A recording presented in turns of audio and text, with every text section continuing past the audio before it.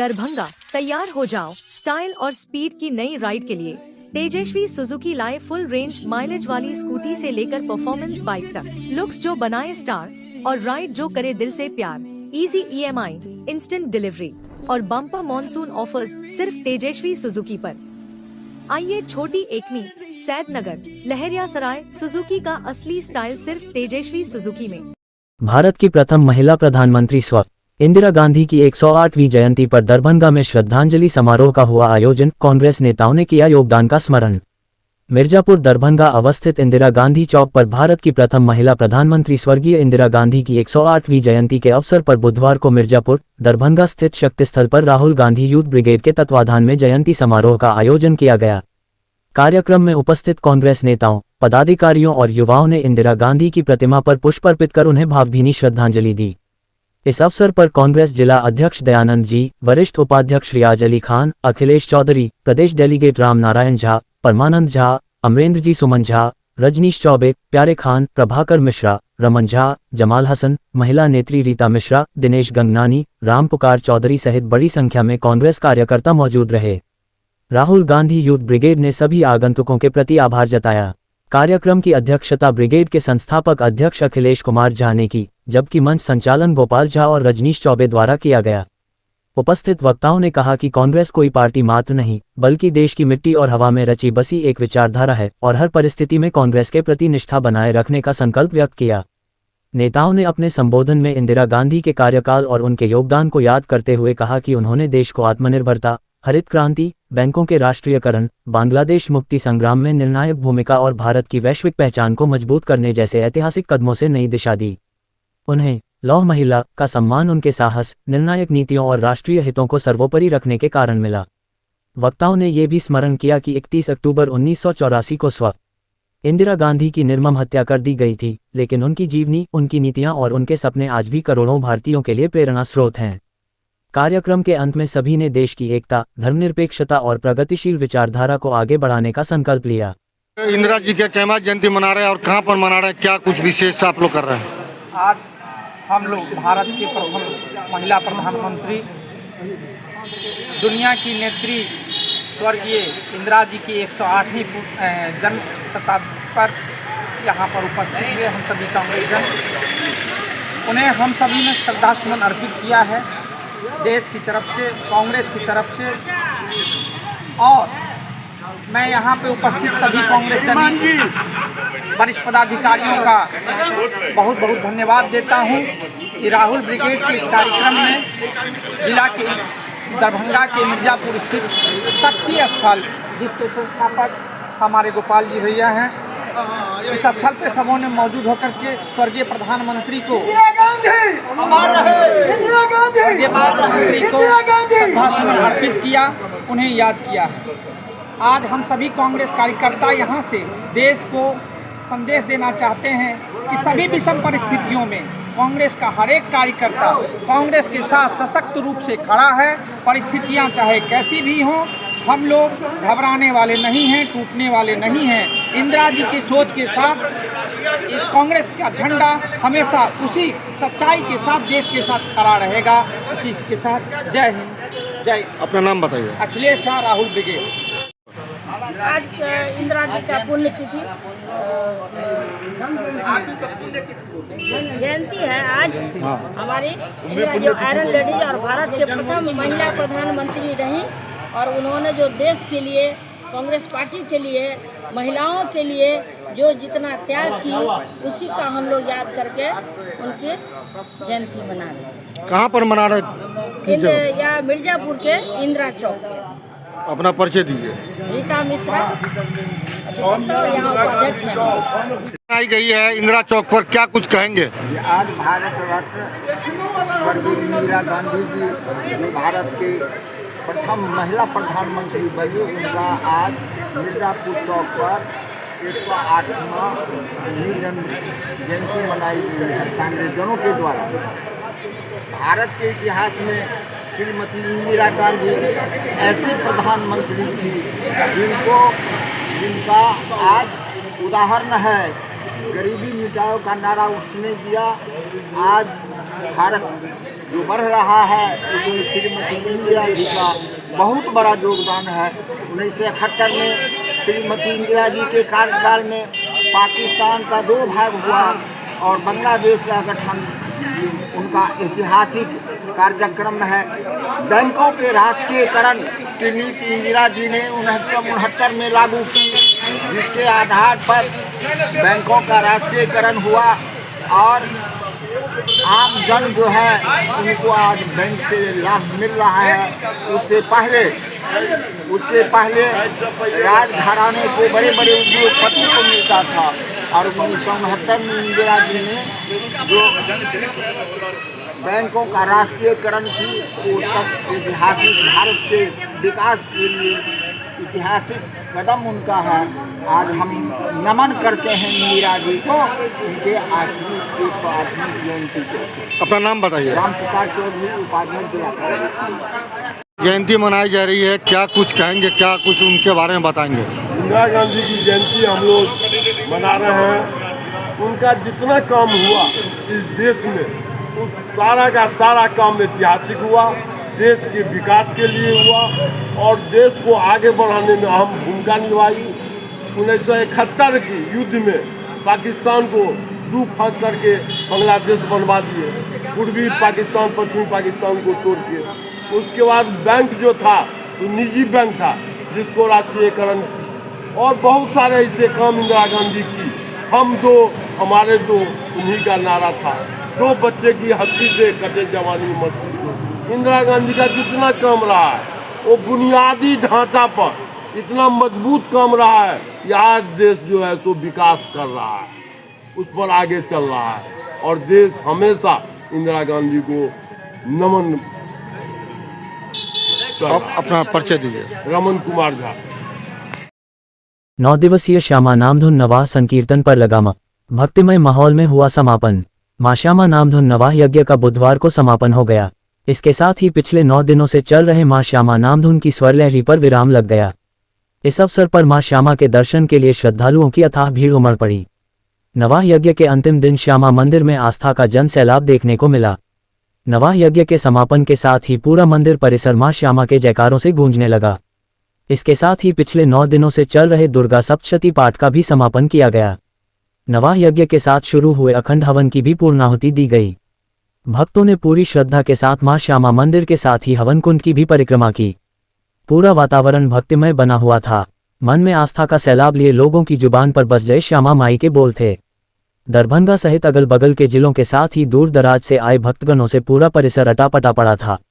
वैदिक मंत्रों के बीच नवाह यज्ञ का समापन दिन के 1:30 बजे किया गया।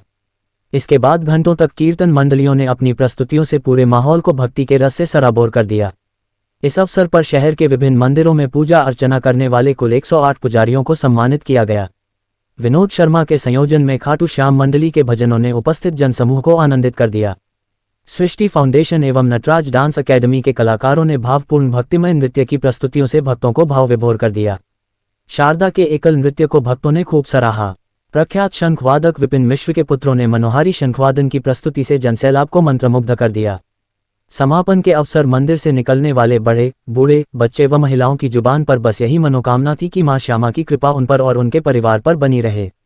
मां श्यामा न्यास समिति के अध्यक्ष प्रो सुरेंद्र मोहन झा की अध्यक्षता में आयोजित समापन समारोह में ललित नारायण मिथिला विश्वविद्यालय के कुलपति प्रो संजय कुमार चौधरी, कामेश्वर सिंह दरभंगा संस्कृत विश्वविद्यालय के कुलपति प्रो लक्ष्मी निवास पांडेय, एम्स दरभंगा के निदेशक डा माधवानंद, डा स्मृति विद्यापति सेवा संस्थान के महासचिव डा वैद्यनाथ चौधरी बैजू आदि की गरिमामयी उपस्थिति रही।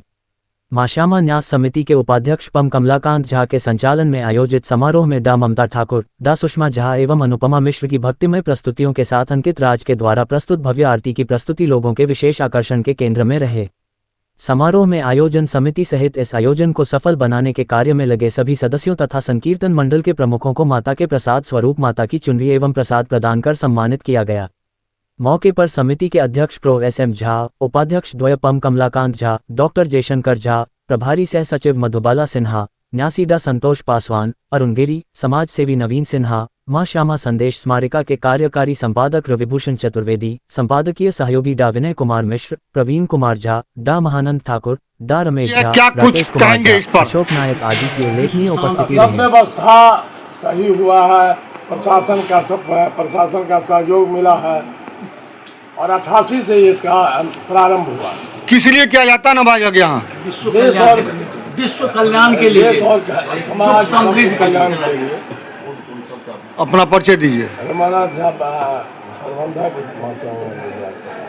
क्या समापन समारोह था?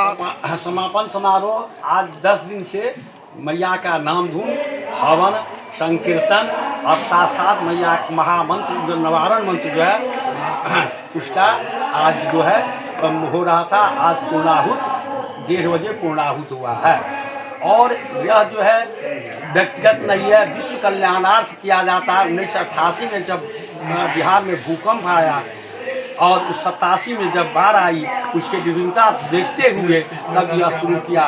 डॉक्टर प्रेमानंद झा पूर्व प्रधान पुजारी श्यामा मंदिर, उन्हीं के द्वारा यह शुभारंभ किया था किए थे और उसी दिन से लगातार हो रहा है।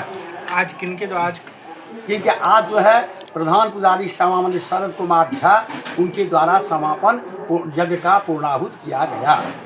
नाम बताइए। दुर्गानंद ठाकुर मिर्जापुर।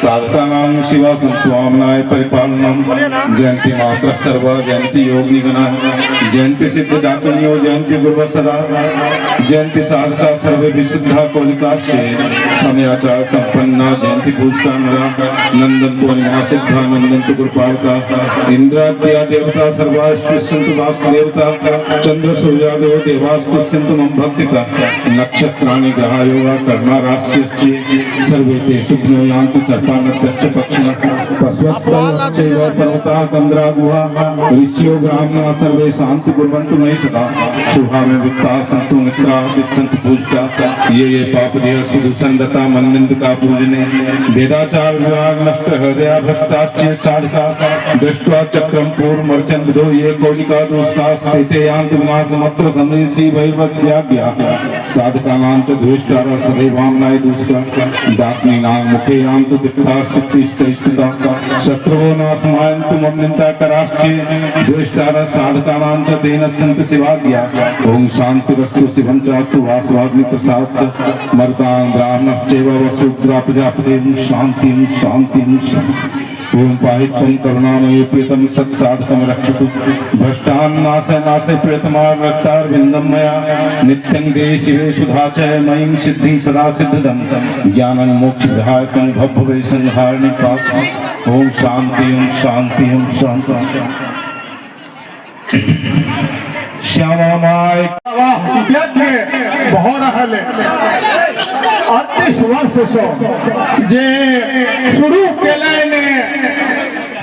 प्रधान पुजारी प्रेमानंद जी हुनकर काला के हुनका से चार्ज देलखिन है। आई संपूर्ण मिथिला हिनका चार्ज देलखिन और उनके संग श्यामा माई नवा संकीर्तन मधुसूदन जी उनका सहयोग में करे आई दोनों में सक्यो नहीं।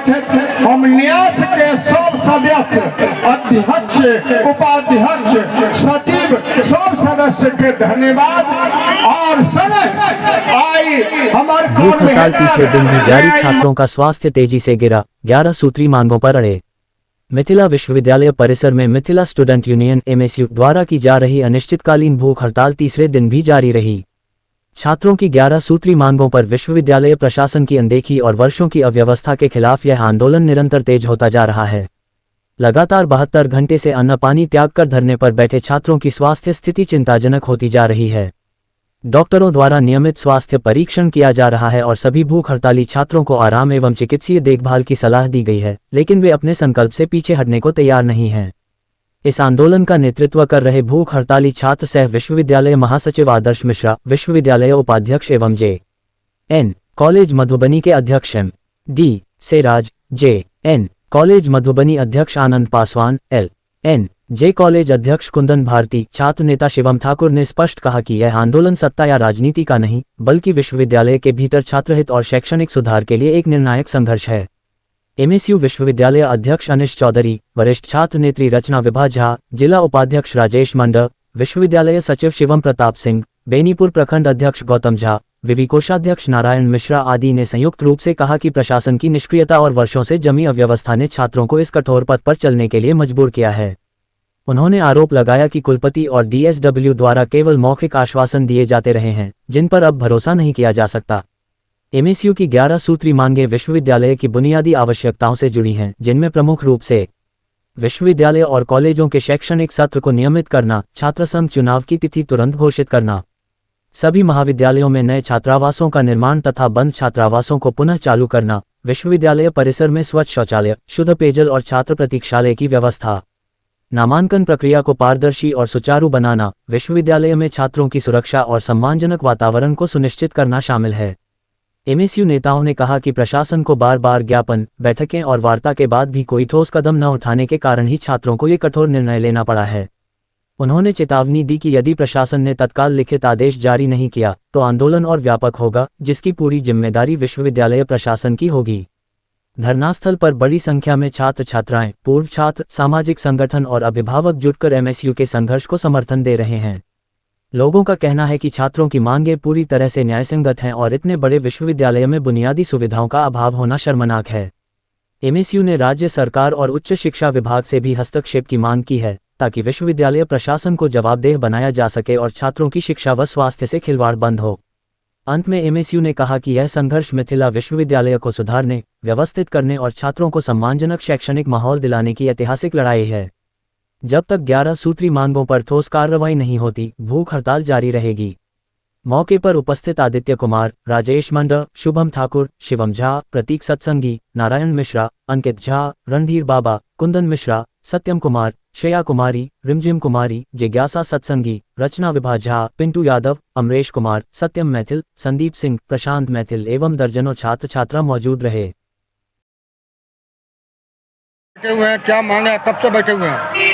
हम लोग का 21 सूत्री मांग है, जो हमारे ठीक पीछे आपको बैनर के माध्यम से दिख रहा होगा कि हमारा 21 सूत्री मांग है।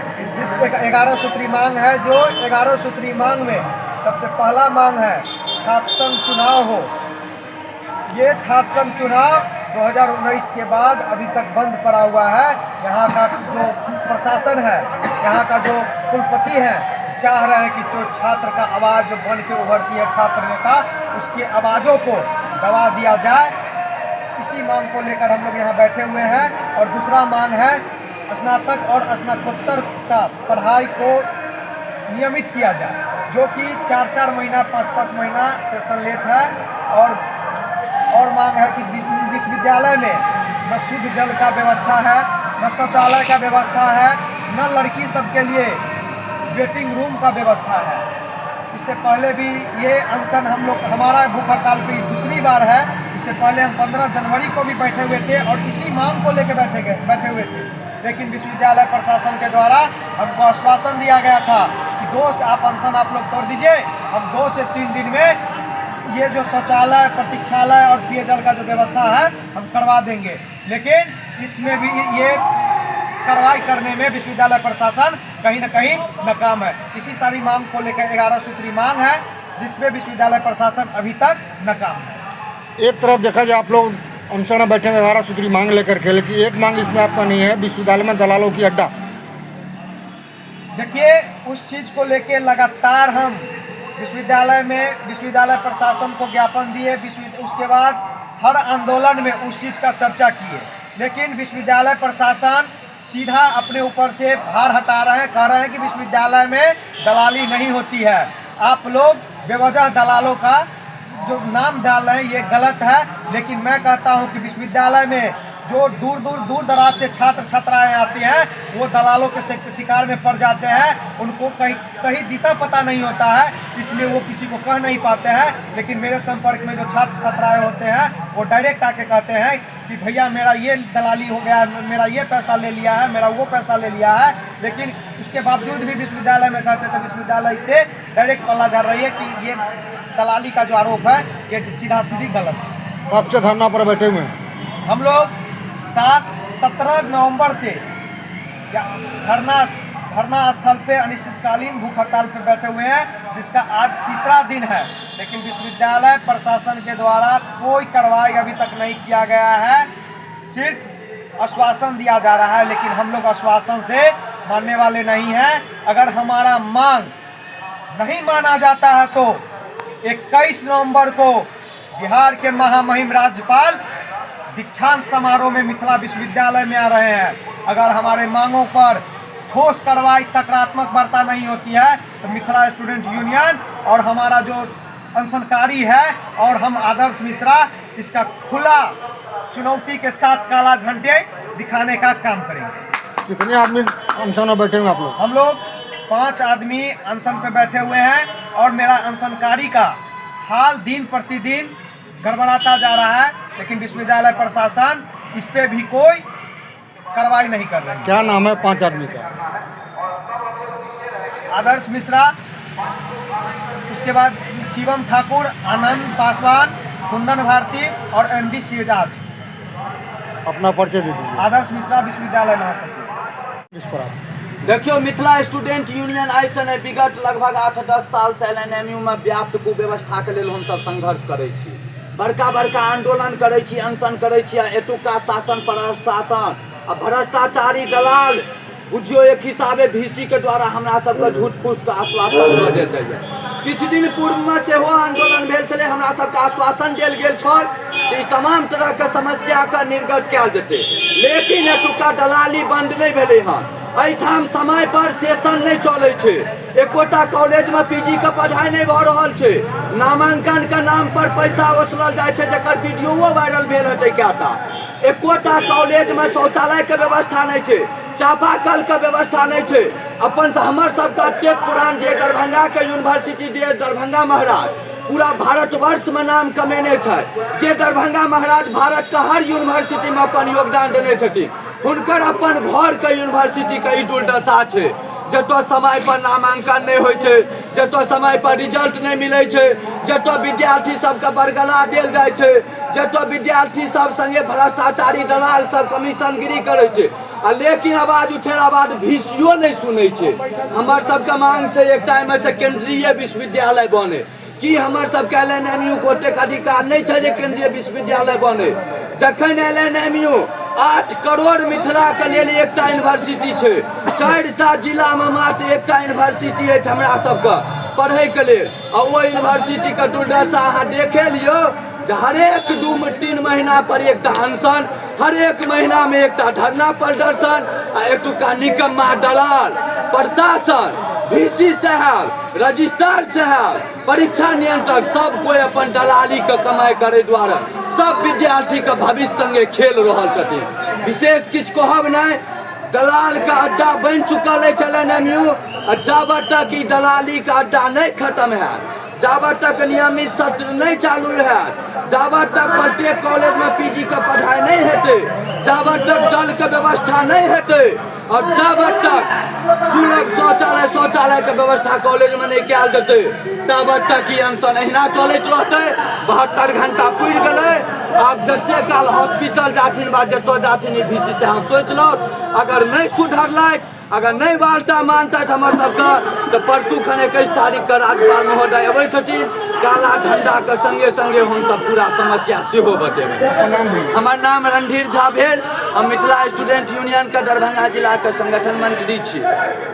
ललित नारायण मिथिला विश्वविद्यालय के अंतर्गत लोहिया चरण सिंह महाविद्यालय के शिक्षक और कर्मचारियों ने अपनी मांगों को लेकर विश्वविद्यालय परिसर में करीब 2 महीने से अनिश्चितकालीन हड़ताल पर बैठे हुए हैं, जिसकी अभी तक कोई भी अधिकारी उनसे मुलाकात करने नहीं गए। उन्होंने बताया कि हमारे विश्वविद्यालय में अगर हम लोग की मांगे पूरी नहीं होती है तो हम लोग आने वाले 21 नवंबर को राज्यपाल महोदय के सामने प्रदर्शन करेंगे।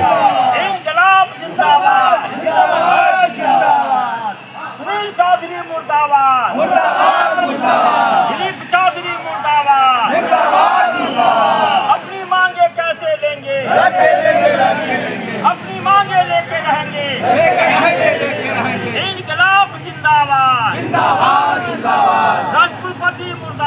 मुर्दाबाद मुर्दाबाद इनकलाब जिंदाबाद भर्ती कमेटी भंग करो भर्ती कमेटी भंग करो BRUR वापस जाओ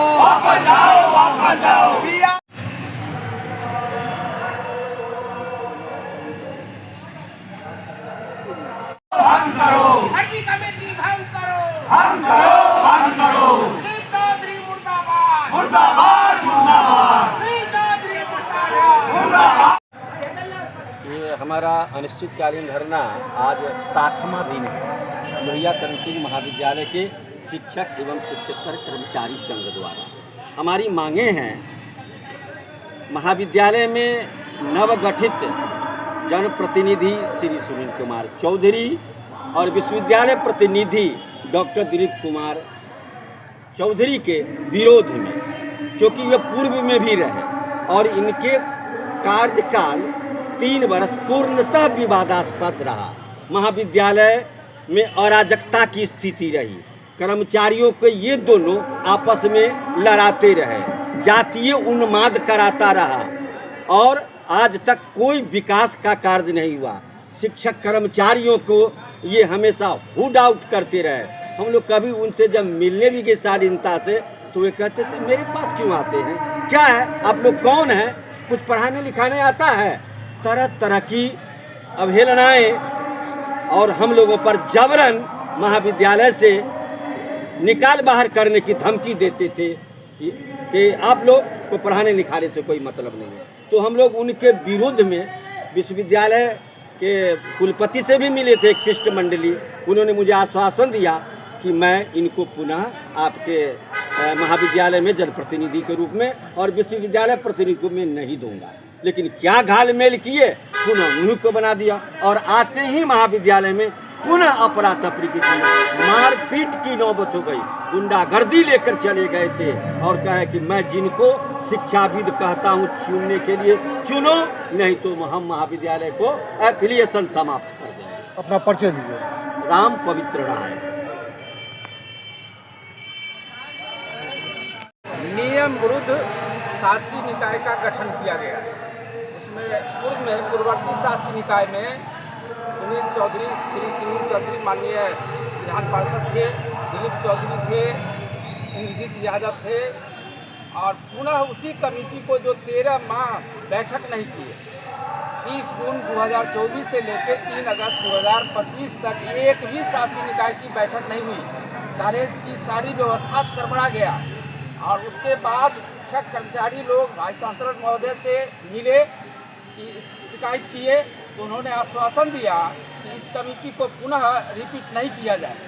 और उसके बाद 4-5 दिन के क्रम में क्या घालमेल हुई, श्री सुनील चौधरी, प्रोफेसर दिलीप चौधरी और कुलपति महोदय इन लोगों के बीच आपस में घालमेल हुई और पुनः उसी कमेटी को नवीकरण कर दिया गया। वो भी कमेटी की स्थापना, ये क्या नाम है, उनका कार्यक्रम जो था उसमें प्रिंसिपल मैं रहा हूँ, मुझे कमेटी फॉर्म करना था, कोप करना था कमेटी। उसके लिए मैं सूचना दिया, सूचना के तहत 15 तारीख को बैठक हुई महाविद्यालय में, उसमें सहमति नहीं बन पाई। उसमें हमको शिक्षाविद का चुनाव करना था। शिक्षाविद के लिए 3 नाम हमने दिया, 3 विद्वानों का नाम दिया और उस पर सहमति नहीं बनी। तो वो सुनील चौधरी बाध्य कर रहे थे, जो व्यक्ति मात्र इंटर पास है, डिग्री कॉलेज है, और वहाँ उनको शिक्षाविद बनाने के लिए वो दबाव दे रहे थे अपने व्यक्तिगत लाभ के लिए। इसका हमने विरोध किया। उसके बाद कमेटी ये लोग किए, 3 सदस्य कमेटी मिलकर फॉर्म किए, जबकि मीटिंग के लिए 4 सदस्य का होना जरूरी है। 4 member of the governing body shall meet, और ये 3 सदस्य मिल करके ये सारा अध्यक्ष सचिव का चुनाव कर लिए, नियम विरुद्ध सारा काम किए हैं। कब से धरना पर बैठे हैं आप लोग? धरना 19 तारीख से 19 सितंबर 19/9/2025। और उसके बाद प्रभारी में मैं था, मुझ पर अनियमितता का चार्ज लगाया गया, जबकि उसके पहले 13 माह बैठक नहीं हुई और नई कमेटी बनी और कोई शो काउज, एक ही शो काउज मुझसे नहीं किया गया। और फर्स्ट मीटिंग किए हैं ये लोग, और फर्स्ट मीटिंग में मुझे हटा दिया गया। 21 तारीख को राज्यपाल महोदय दरभंगा आ रहे हैं अभी यूनिवर्सिटी में, क्या कुछ कहेंगे उनको, क्या मांग पत्र देंगे उनको? आवेदन देंगे हम लोग, मांग पत्र रखेंगे उनके सामने। अपना परिचय दीजिए। मैं जीवतराम यादव। पटना स्थित एक अन्य मार्ग में आयोजित जदयू विधायक दल की बैठक में सर्वसम्मति से श्री नीतीश कुमार जी को जदयू विधायक दल का नेता चुना गया। इस बैठक में केंद्रीय मंत्री श्री राजीव रंजन सिंह लालन सिंह, जदयू के कार्यकारी राष्ट्रीय अध्यक्ष सह राज्यसभा सांसद श्री संजय कुमार झा, मंत्री श्री विजेंद्र प्रसाद यादव, श्री विजय कुमार चौधरी, श्री श्रवण कुमार, विधानसभा के उपाध्यक्ष सह नवनिर्वाचित विधायक श्री नरेंद्र नारायण यादव, विधान परिषद के उपसभापति श्री रामवचन राय, जदयू प्रदेश अध्यक्ष सह नवनिर्वाचित विधायक श्री उमेश सिंह कुशवाहा और विधान पार्षद श्री संजय कुमार सिंह उर्फ गांधी सहित जदयू के सभी नवनिर्वाचित विधायकगण उपस्थित रहे।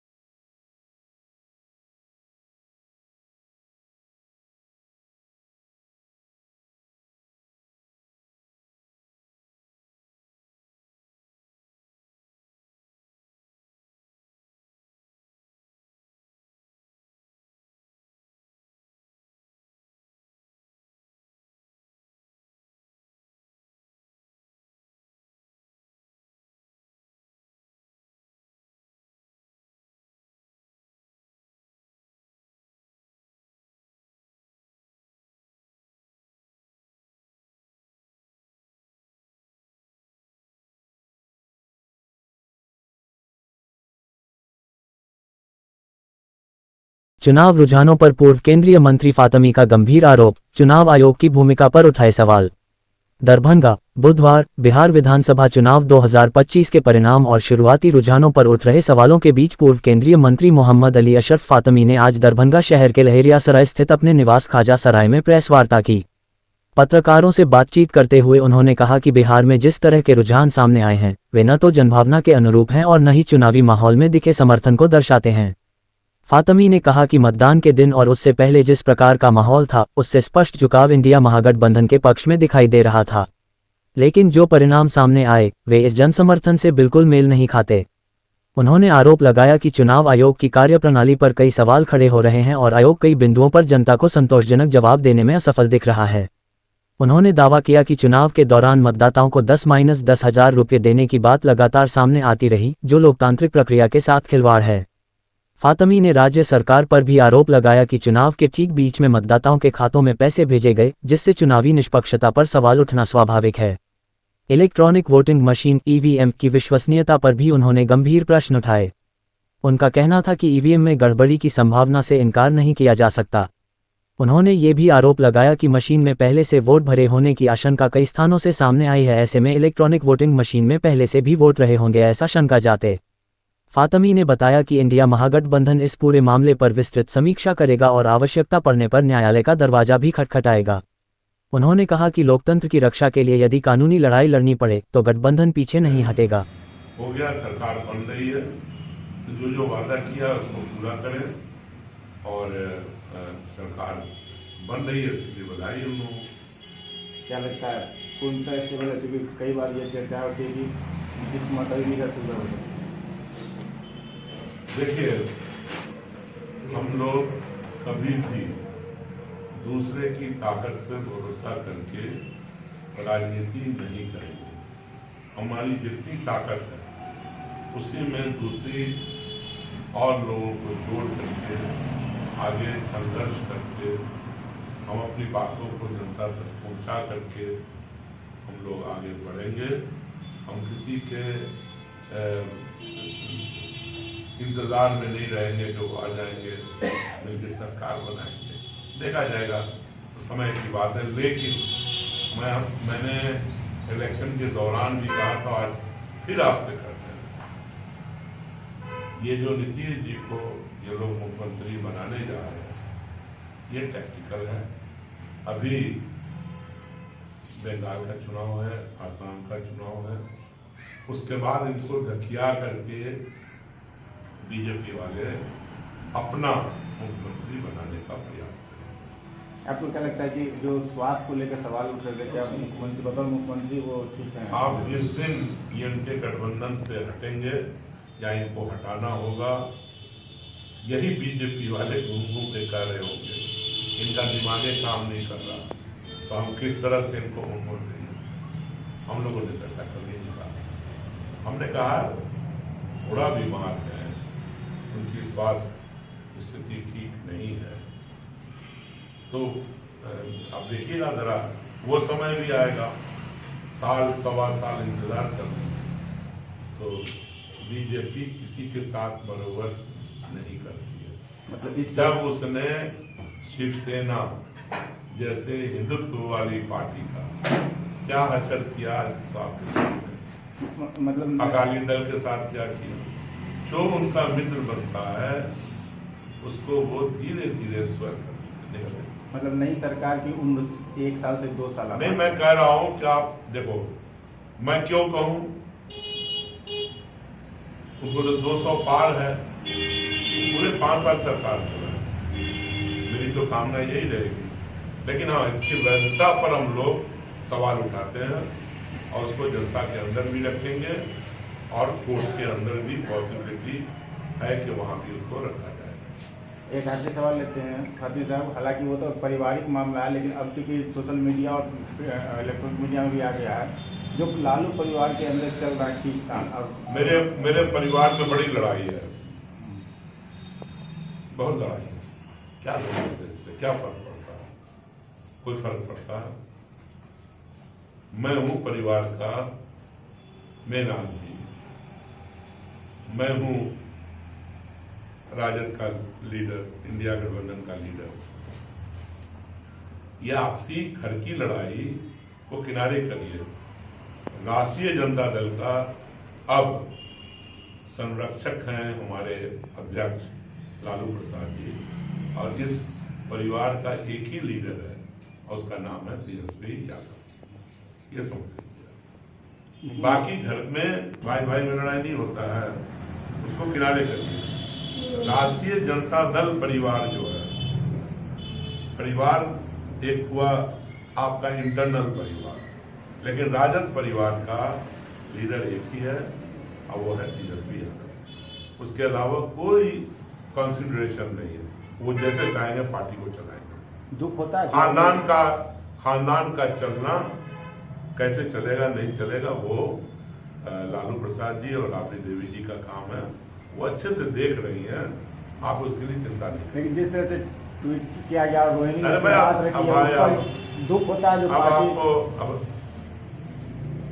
देखो, मैं फिर आपसे दोहरा रहा हूं कि खानदान के अंदर की लड़ाई उसको किनारे रखिए, वो लालू जी राबड़ी देवी जी देख लेंगी, असर पर कोई असर नहीं पड़ता।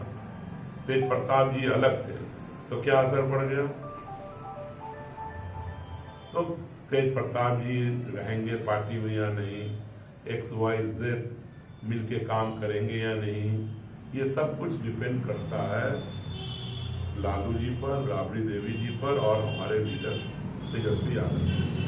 एक तबका संजय यादव को हटाने की मांग कर रहा है, वहाँ जो है राबड़ी आवास पर जाकर नारेबाजी। अरे भाई एक चीज बताओ, आरजेडी के वो लोग हैं, एक चीज बताओ, मेरा साथ देने वाले बहुत होते थे दोस्त यहाँ पर, कुछ लोग सुपर एक्टिव होते थे, साथ कर रहा हूँ। आपने भी पूरे इलेक्शन को कवर किया है, देखा है, और ग्राउंड पे भी गए हैं आप लोग।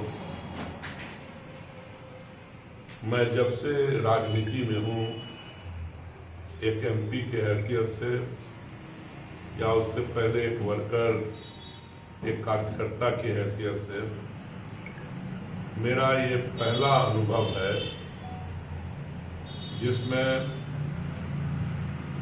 रिजल्ट जो आना चाहिए उसके बिल्कुल ही विपरीत आया है, जो कहीं न कहीं ये संकेत देता है कि इलेक्शन के अंदर जो रिजल्ट है या तो उसके अंदर गड़बड़ी की गई है इलेक्शन कमीशन के द्वारा और दूसरे जो भी उससे जुड़े हुए लोग हैं उनके द्वारा, या फिर वोटरों को, खास तौर से गरीब लोगों को इलेक्शन के दौरान, जब इलेक्शन अनाउंस हो गया उसके बाद भी और इलेक्शन जब चल रहा था उस दौरान भी, उनके खातों में पैसे भेजकर लोगों को गुमराह करके वोट को अट्रैक्ट करना। ऐसे तो लगता है कि हर असेंबली सेगमेंट में पहले ही से EVM में कुछ न कुछ वोट डला हो, ऐसा भी संकेत बहुत जगह से मिल रहा है। अब हम लोग इस पर पूरा स्टडी कर रहे हैं, क्योंकि इलेक्शन कमीशन की जो नीयत थी वो पहले ही से गड़बड़ नजर आ रही थी। SIR कराया गया बिल्कुल कम वक्त के अंदर, कई लाख लोगों का वोट काटा गया। उसके बाद आप देखिएगा तो इलेक्शन के पहले त्योहार आया, दीपावली और छठ का। इनके जो RSS के लोग हैं और BJP के लोग हैं, मुख्तलिफ हिंदुस्तान के हरियाणा, पंजाब, गुजरात, महाराष्ट्र, हर जगह मीटिंग भी की और लोगों को ट्रेन में भेजने का काम किया वहां। अब फिर यहाँ पैसा भी मिला उनके परिवार के लोगों को। तो ये सब संकेत देता है कि प्रजातंत्र के अंदर पैसों का इस्तेमाल नहीं होना चाहिए या सत्ता का इस्तेमाल नहीं होना चाहिए, वो पूरी तरह से नजर आता है। इस सब का हम लोग अध्ययन करेंगे, मेरी पार्टी अध्ययन करेगी। पटना में जो हमारे इंडिया गठबंधन के सभी लोग हैं वो करेंगे, क्योंकि जो जमीन पे नजर आता था हम लोगों को और आपको भी नजर आया होगा, वो इस तरह के रिजल्ट कभी हम लोग सोच भी नहीं सकते। ये दिमाग में कहीं काम नहीं कर रहा कि इतना खराब रिजल्ट। मैं बाहर के बारे में नहीं कहूँ, लेकिन हाँ दरभंगा के बारे में तो मैं हर असेंबली सेगमेंट में खुद था, चाहे हयाघाट हो, बहादुरपुर हो, शहर हो, जाले हो, केवटी हो, आपका बिस्वी हो, मधुबनी टाउन हो, राजनगर हो, मणिगाछी यानी दरभंगा ग्रामीण हो, कुशेश्वर स्थान हो, गोरा भोरा, मैं इन सब जगहों पे पर्सनली गया हूँ और जो मेरा ग्राउंड रिपोर्ट है या ग्राउंड पे हमने काम किया है, ये उस जो लोगों में, नौजवानों में खास तौर से जो रोजगार के लिए, नौकरी के लिए परेशान थे, तो ये वो नतीजा नजर नहीं आ रहा है।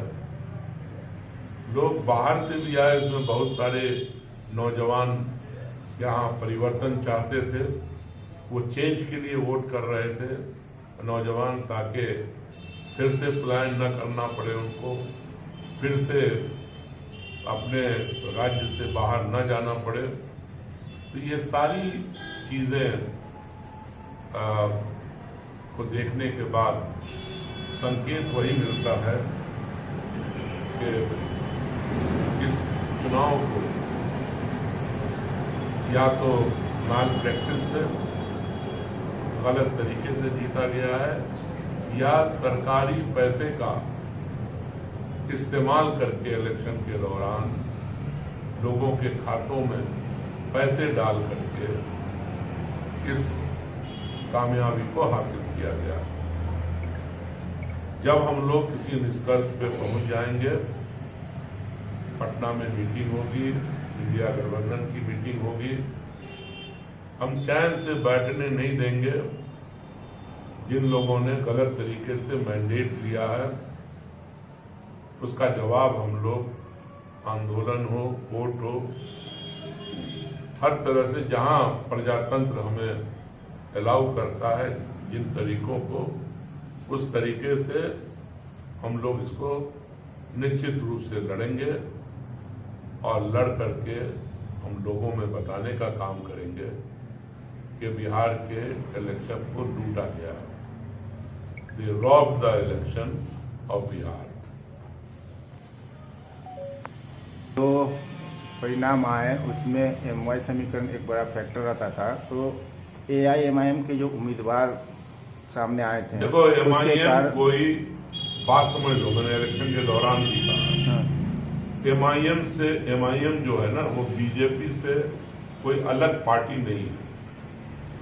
एक हिंदुत्व का नारा लगाती है और एक ये झूठे मुसलमानों के हमदर्द बनते हैं, और वो बीजेपी के कहने पे करते हैं। वो कोई उनका यहाँ जो भी काम है वो बीजेपी के लिए है। आपसे मैं दावे से कह रहा हूँ, आप चले जाओ जाले, आप चले जाओ केवटी, आप चले जाओ ग्रामीण, आप चले जाओ मधुबनी, ठीक है ना, इसमें पाओगे कि ये वोट अगर हमें मिले होते तो यहाँ पर सेकुलर पार्टी जीतती। तो यहाँ क्यों खड़े किए गए? बताओ, दरभंगा के अंदर, मधुबनी के अंदर कोई एक सीट है जो मुसलमान अपने वोटों से जीत सके या जीता हो? आज तक की आप कभी नहीं देखोगे। तो ये क्यों खड़ा किए गए? ताकि वो रास्ता बीजेपी या उसके अलाई के लिए रास्ता हमवार कर सके। और ये भी मालूम कर लो, दावे से कह रहा हूं, कि कितना कितना पैसा एनडीए के उम्मीदवारों ने इनको दिया है, खासतौर से बीजेपी के लोगों ने, इन उम्मीदवारों को, जो उम्मीदवार यहां खड़े हुए हैं। आपको मालूम हो जाएगा, आप तो पत्रकार हैं, मालूम कर लीजिए। और वो किनके कहने पे खड़ा किए गए वो भी मालूम कर लीजिए। इनको जहां भी डर लगा कि यहाँ पे मुसलमान वोट से हम हार सकते हैं, तो उन्होंने MIM का मदद लिया, और मदद ले करके देखो, बिस्वी के अंदर भी उम्मीदवार दिया, वो वही उम्मीदवार था जो हमारे खिलाफ लोकसभा में खड़ा हुआ था। अगर वो नहीं बैठा होता तो वो सीट भी खतरे में चली जाती। तो कितना डेंजरस कर दिया है ओवैसी ने बिहार के अंदर। वो टारगेट कर रहा है कि मुसलमान हारे और बीजेपी जीत जाए।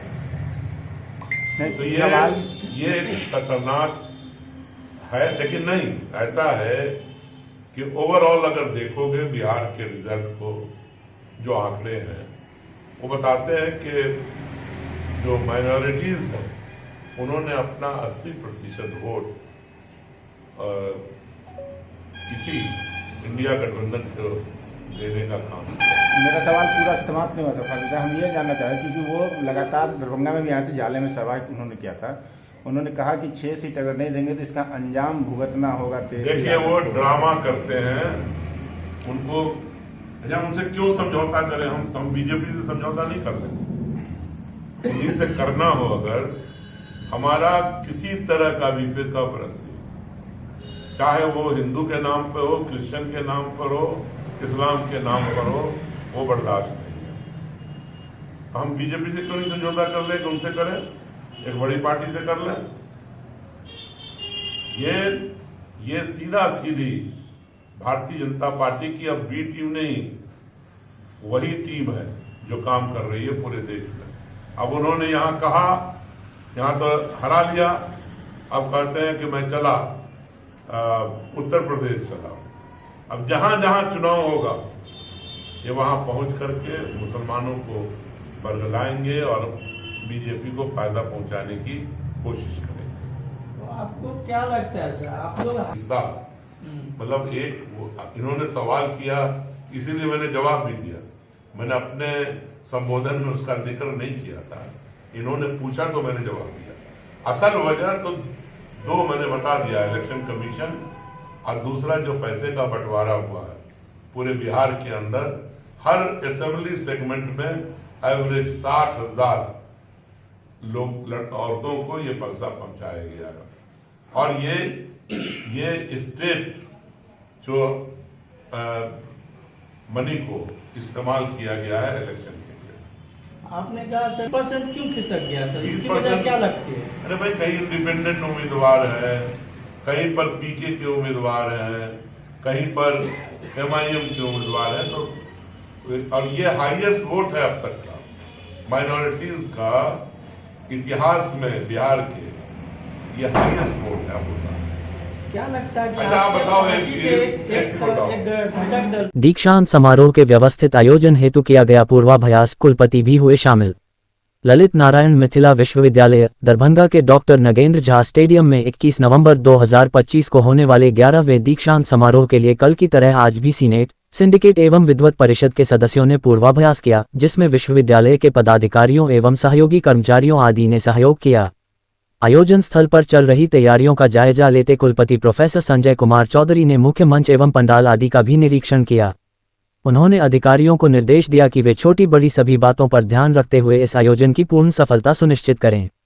कुलसचिव डॉक्टर दिव्या रानी हांसदा ने बताया कि दीक्षांत समारोह का अंतिम रूप से पूर्वाभ्यास कल परिवर्तित समय पूर्वाह्न 11:30 बजे से डॉक्टर नागेंद्र झा स्टेडियम में प्रारंभ होगा।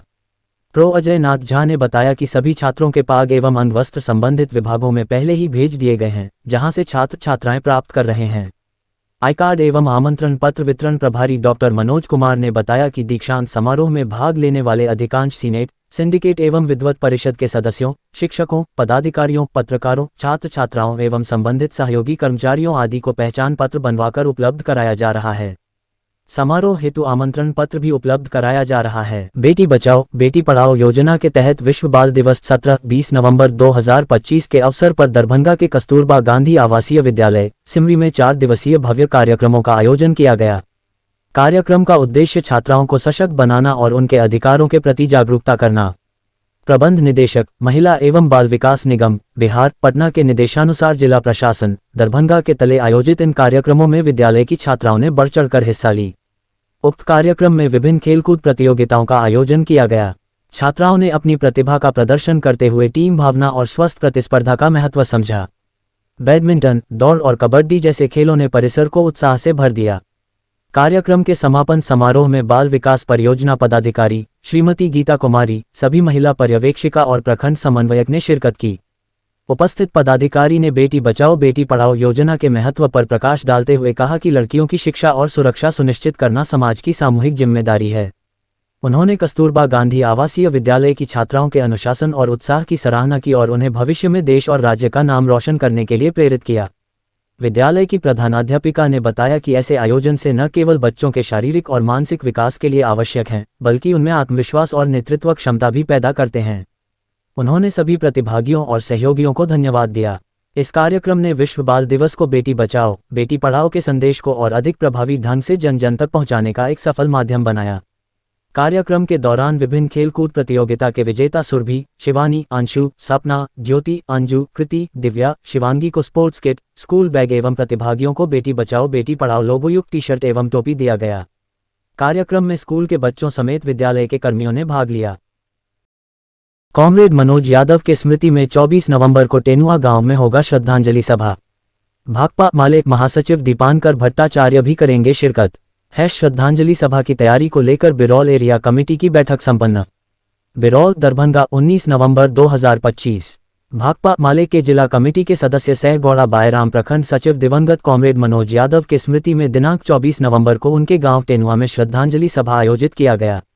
इस श्रद्धांजलि सभा में भाकपा माले के राष्ट्रीय महासचिव दीपांकर भट्टाचार्य भी शिरकत करेंगे। श्रद्धांजलि सभा की तैयारी को लेकर भाकपा माले बिरौल एरिया कमेटी की बैठक बिरौल कोठी पुल के निकट ऑफिस पर प्रखंड सचिव बैद्यनाथ यादव की अध्यक्षता में आयोजित हुआ। बैठक में भाकपा माले राज्य सदस्य अभिषेक कुमार, रोहित कुमार, जितेंद्र सदा, लल बहादुर सदा, राधे शाह, राजेंद्र यादव, बिंदे सदा, मुखिया विश्वंभर पासवान आदि शामिल थे। समस्तीपुर मंडल में DRUCC की वर्ष 2025 की दूसरी बैठक संपन्न। सभी आमंत्रित सदस्यों ने यात्री सुविधाओं से जुड़े विभिन्न मुद्दों पर अपनी मांगें रखी तथा चर्चा किया। सभी सुझावों पर योग्यतानुसार विचार करने तथा पूरा करने का भरोसा दिलाया गया। समस्तीपुर मंडल में आज मंडल रेल प्रबंधक कार्यालय में मंडल रेल उपभोक्ता सलाहकार समिति, divisional railway users consultative committee DRUCC की वर्ष 2025 की दूसरी बैठक संपन्न हुई। बैठक की अध्यक्षता मंडल रेल प्रबंधक श्री ज्योति प्रकाश मिश्र ने की, जबकि संचालन वरीय मंडल वाणिज्य प्रबंधक श्रीमती अनन्या स्मृति द्वारा किया गया। बैठक में मंडल के क्षेत्राधिकार के कुल 19 सदस्यगणों ने भाग लिया।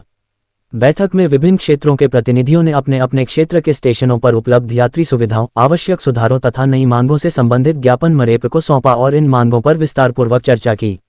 मंडल रेल प्रबंधक श्री ज्योति प्रकाश मिश्र ने सभी विषयों को गंभीरता से सुनते हुए कहा कि यात्रियों की सुविधा रेलवे की सर्वोच्च प्राथमिकता है। उन्होंने सदस्यों को आश्वस्त किया कि सभी बिंदुओं पर विचार तथा यथासंभव अमल किया जाएगा। बैठक में मंडल के सभी विभागों के शाखा अधिकारी भी उपस्थित रहे तथा उन्होंने अपने अपने विभाग से जुड़े विषयों पर सदस्यों के साथ सीधे संवाद किया और समाधान की दिशा में सकारात्मक विचार प्रस्तुत किए। DRUCC रेलवे की एक महत्वपूर्ण परामर्शदात्री समिति। बैठक के दौरान DRUCC की भूमिका तथा उपयोगिता पर भी प्रकाश डाला गया।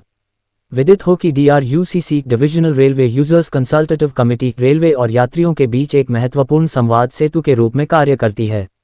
इसके प्रमुख उद्देश्य इस प्रकार हैं: यात्रियों की समस्याओं, सुझावों और मांगों को सीधे मंडल प्रशासन तक पहुंचाना, रेलवे सेवाओं में सुधार, सुविधा वृद्धि, सुरक्षा, स्वच्छता और यात्री अनुभव को बेहतर बनाने के लिए संरचित सुझाव प्रदान करना, स्थानीय जनप्रतिनिधियों, उद्योग व्यापार संगठनों, सामाजिक संस्थाओं और बुद्धिजीवियों की सहभागिता से रेलवे के विकास को सार्थक दिशा देना, विभिन्न स्टेशनों और सेवाओं के संबंध में निरंतर निगरानी और समीक्षा कर आवश्यक सुधार सुनिश्चित करना।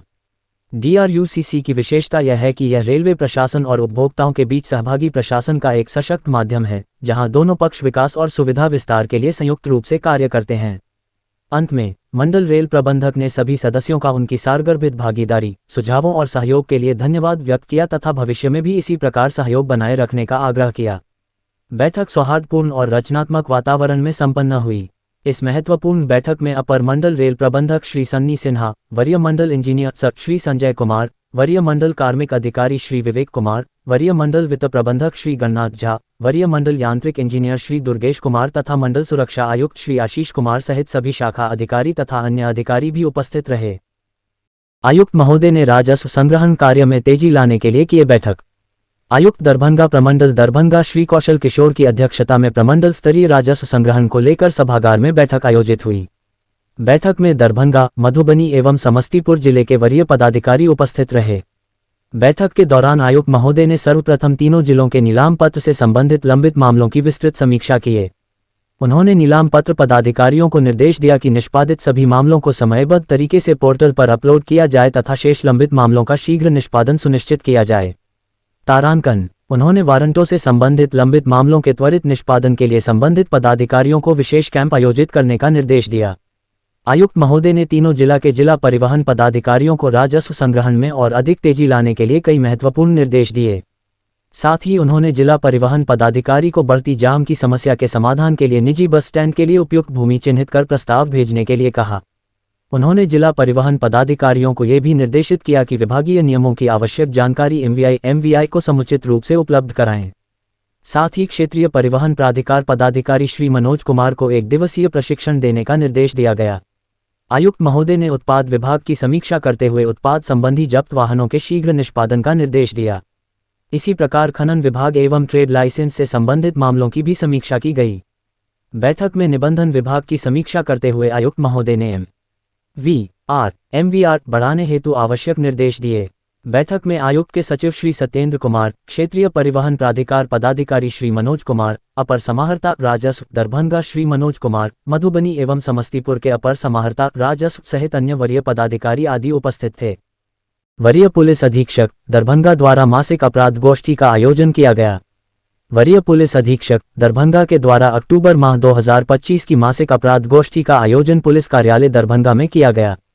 इस अपराध गोष्ठी में नगर पुलिस अधीक्षक दरभंगा, ग्रामीण पुलिस अधीक्षक दरभंगा, सभी अनुमंडल पुलिस पदाधिकारी, पुलिस उपाधीक्षक सह साइबर थानाध्यक्ष, पुलिस उपाधीक्षक यातायात, पुलिस उपाधीक्षक मुख्यालय, पुलिस उपाधीक्षक रक्षित, सभी अंचल पुलिस निरीक्षक, सभी थानाध्यक्ष एवं सभी शाखा के प्रभारी उपस्थित हुए।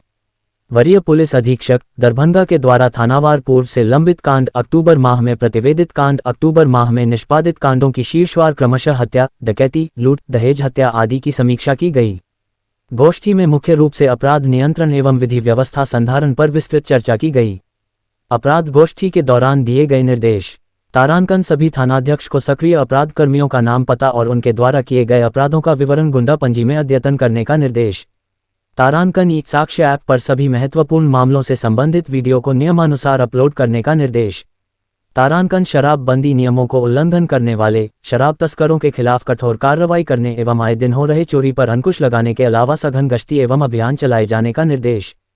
तारांकन थाना में आने वाले फरियादियों आवेदकों को शालीनता के साथ उनकी समस्याओं को सुनने एवं त्वरित जांचोपरांत विधि सम्मत आवश्यक कार्रवाई करने हेतु आवश्यक दिशा निर्देश दिए गए।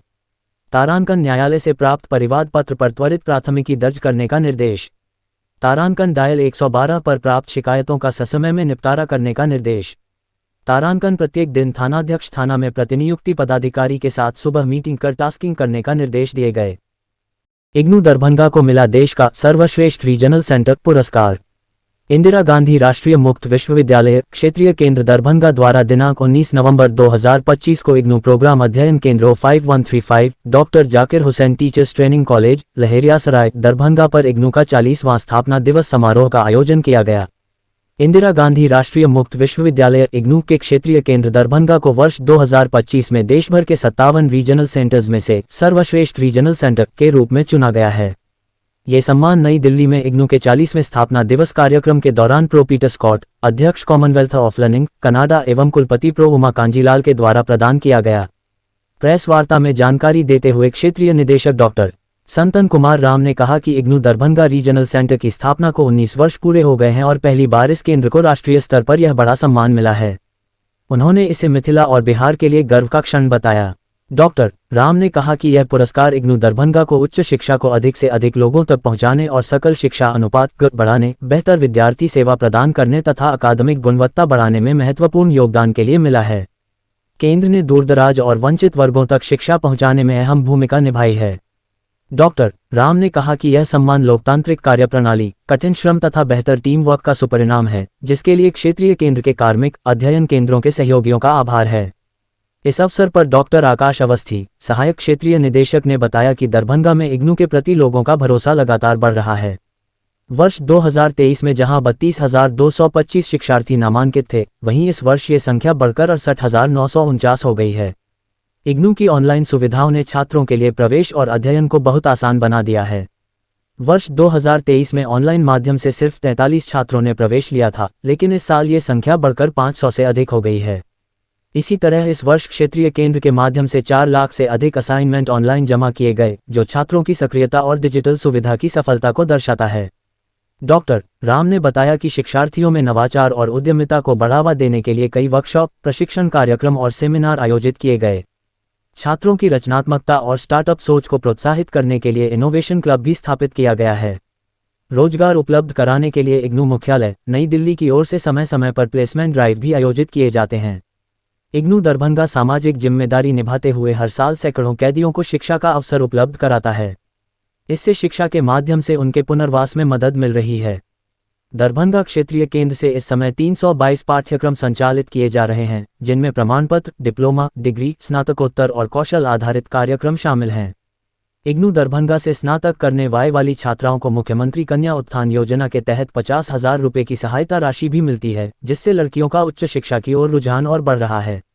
इस अवसर पर क्षेत्रीय केंद्र दरभंगा के कर्मी डॉक्टर आकाश अवस्थी, श्री राजीव रंजन, श्री मोमित लाल, श्री संजीव कुमार, श्री अशोक कुमार यादव, श्री शैलेंद्र नाथ तिवारी ने हर्षोल्लास व्यक्त कर मिष्ठान का वितरण किया।